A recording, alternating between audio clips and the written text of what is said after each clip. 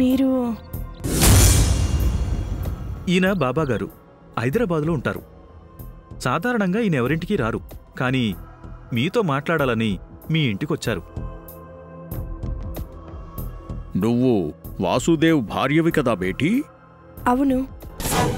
నీతో కొంచెం మాట్లాడాలి.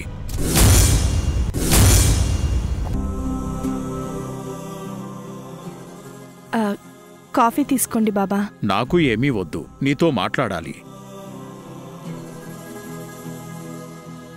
అలాగే బాబా, చెప్పండి.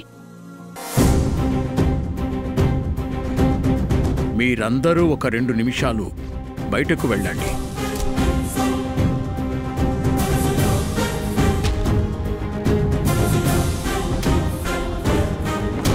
చూడు బేటీ, ఈ ప్రపంచంలో మంచిని చెడుని సృష్టించింది ఆ అల్లానే. పెద్ద గీత పక్కన చిన్న గీత గీస్తేనే పెద్ద గీత విలువ తెలుస్తుంది. మంచి విలువ తెలియాలి అంటే చెడు ఉండాలి.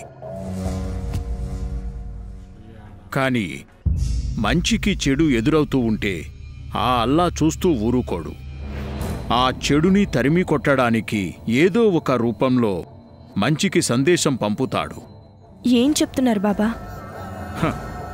చూడు బేటీ, విధి ఎవరిని ఎప్పుడు ఎక్కడ ఎందుకు కలుపుతుందో ఎవరికి తెలీదు బేటీ. అనుకోకుండా మీ అక్క నన్ను కలిసి నీ గురించి చెప్పడమేమిటి? హైదరాబాదులో ఉన్న నేను ఇక్కడికి రావడమేంటో, నీ భర్త వాసుదేవ్ని చూడడమేంటో అంతా అల్లా ఆడే ఆట.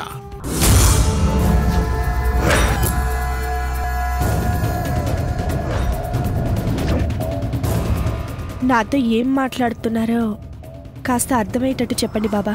నీ భర్తలో మార్పు రావాలన్న ఆశతో నువ్వు కాపురానికొచ్చావు. అది నెరవేరుతుందో లేదోనన్న భయం నీలో ఉంది. నీ ఆశ అబద్ధమవుతుంది, భయం నిజమవుతుంది. అంటే మీ ఇద్దరి కాపురం సజావుగా సాగదు. తన ప్రవర్తనతోనే నీ భర్త నిన్ను దూరం చేసుకుంటాడు.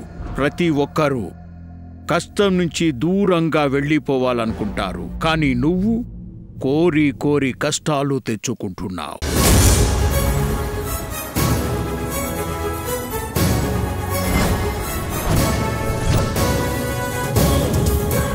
నీ భర్తకి నువ్వంటే ప్రాణం, అదే నీ పాలిట శాపం. వద్దు బేటీ, నువ్విక్కడ ఉండటం మంచిది కాదు. రోజులు గడుస్తున్న కొద్దీ నరకంలోకి అడుగు వేయక తప్పదు.